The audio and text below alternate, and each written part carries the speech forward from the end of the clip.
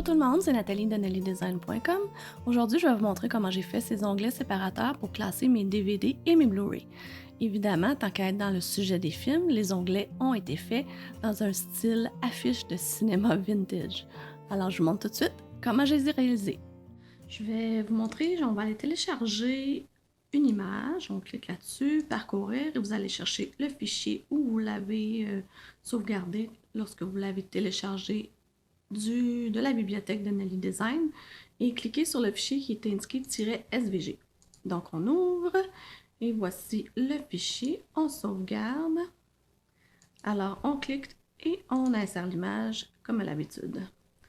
Tout de suite, la première chose à faire quand vous avez l'image, et bien là, si vous êtes comme moi zoomé à 300%, ça se peut que vous l'ayez perdu. Donc, on va reculer un peu et on va rezoomer pour que vous puissiez la voir comme il faut.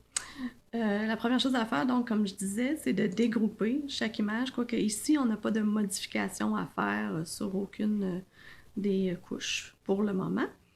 On va en avoir une en ajoutant le texte, puisque on veut que le texte soit imprimé ou dessiné sur une des deux couches jaunes.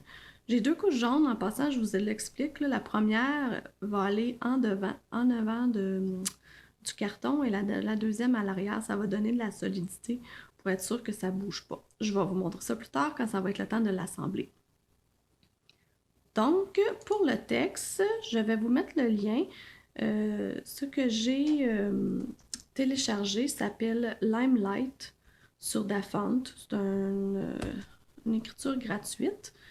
Et comme vous voyez, elle fait très vintage. J'aime bien ça.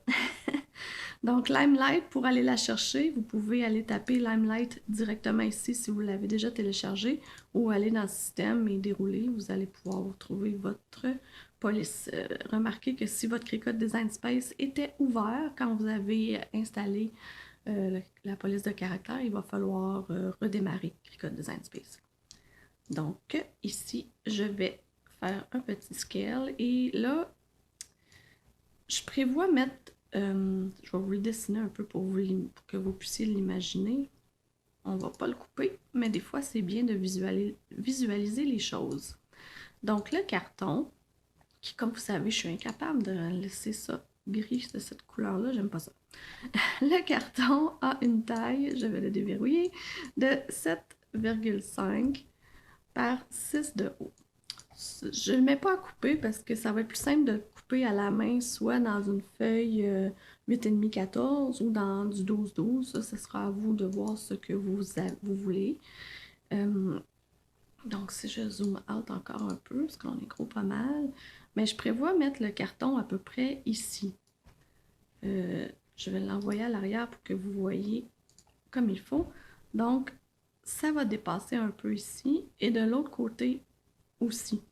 On va avoir quelque chose qui dépasse. En fait, même je me demandais si j'allais pas jusque-là pour être sûre qu'il y ait une solidité là, quand même assez... être certaine de la solidité. Donc, je résume un peu pour vous le montrer. J'aimerais que mon écriture soit de 1 plus proche pour que les lettres touchent pas aux étoiles. Donc, qu'est-ce que je vais faire ici? Je vais réduire l'espace entre les lettres. Et là, je suis paresseuse, on va l'écrire -10. On va voir ce que ça donne. C'est un peu exagéré. Mettons -1.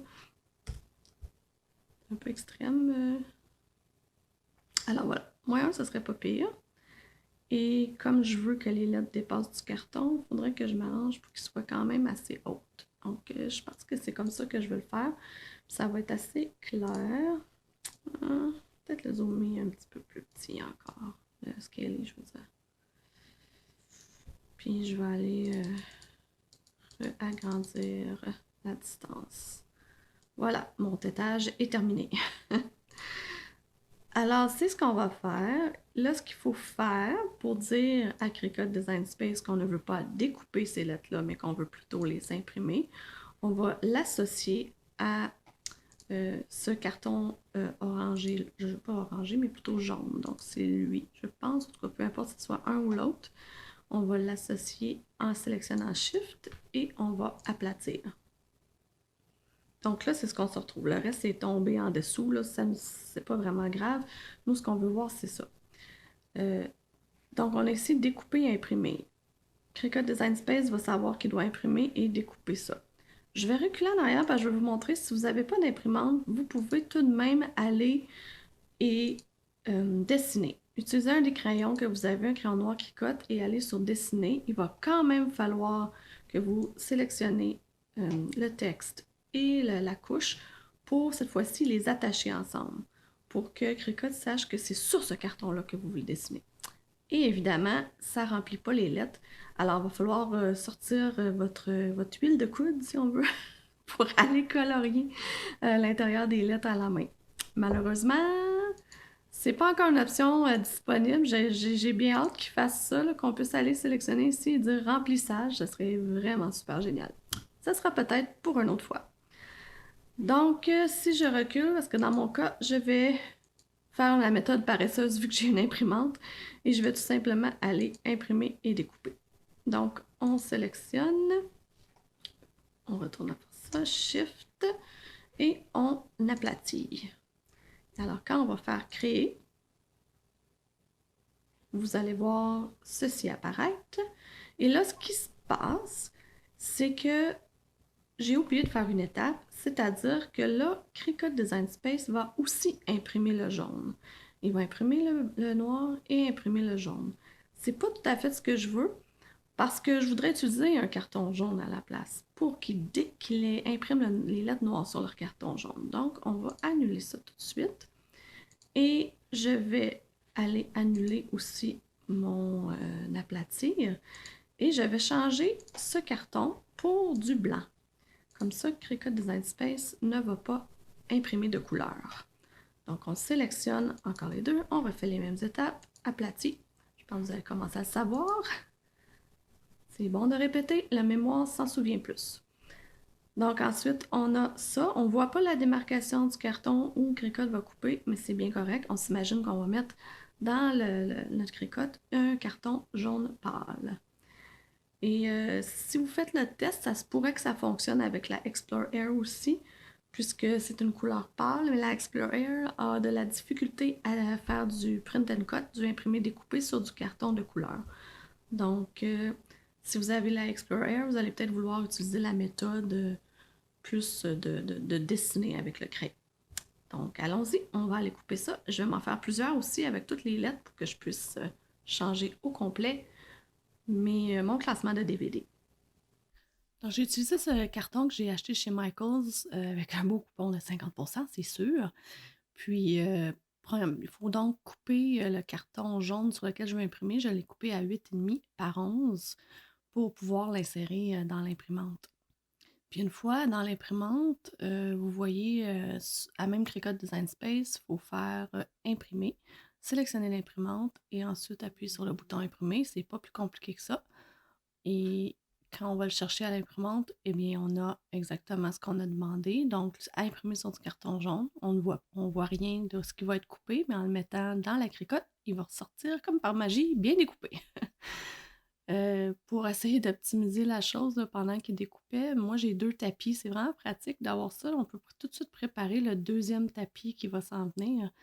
Puis à ce moment-là, quand la première coupe est terminée, vous voyez, c'est super bien coupé, on peut insérer le deuxième tapis pendant qu'on enlève avec les outils, la spatule, la première coupe qui a été faite sur le tapis.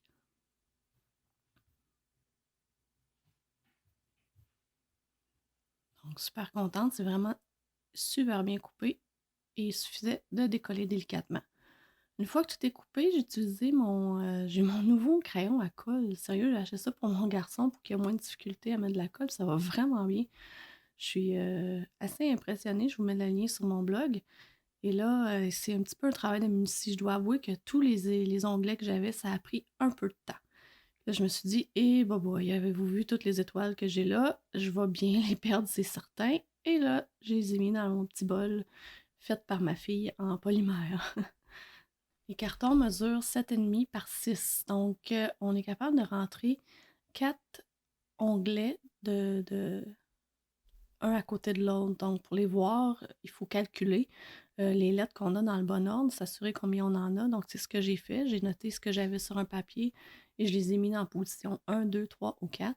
Donc, nécessairement, U à Z, j'avais 8 onglets. Le U à Z va aller complètement à droite en position numéro 4. Et là, je voulais m'assurer qu'une fois qu'on avait le DVD devant, qu'on était capable de voir les lettres bien comme il faut. Il vaut mieux vérifier avant de coller que de refaire. C'est des leçons qu'on apprend à force de bricoler, hein? Donc, c'est là que je vous montre à l'endos, j'ai fait la même chose. Donc, l'étiquette, le carton blanc est vraiment entre les deux morceaux de l'onglet.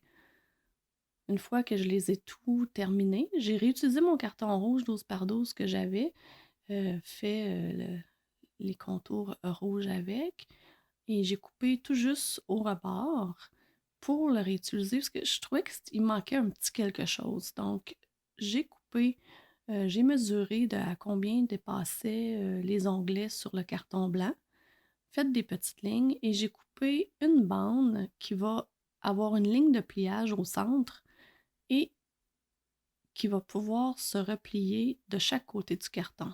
Là, vous voyez, la première ligne que je fais, c'est une ligne de pliage avec une lame de pliage. Je change la lame pour une lame de coupe et là, la deuxième ligne, je la coupe. Ce qui fait que je me retrouve avec une bande qui est facilement pliable en deux, parties très égales, et que je peux coller de chaque côté de l'onglet. J'ai fait ça pour l'ensemble des onglets. Vous allez voir, ça donne vraiment un meilleur look, je trouve. C'est comme une meilleure finition, puis ça fait ressortir en même temps. Le carton rouge fait ressortir l'étiquette, là. Vous êtes vraiment pas obligé de le faire, là, c'est vraiment à votre goût, là. Une fois qu'il est collé, moi je coupe tout simplement, c'est bien plus facile que de mesurer. Ensuite, de l'autre côté, la même chose. Il faut juste le tenir quelques secondes, le temps que la colle fasse son effet. Et on coupe avec le ciseau.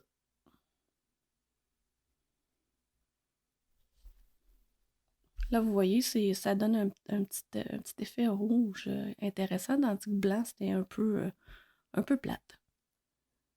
Donc, je vous remercie d'avoir été là. J'espère que vous avez apprécié cette vidéo et montrez-moi ça si vous faites les mêmes onglets, j'aimerais bien les voir.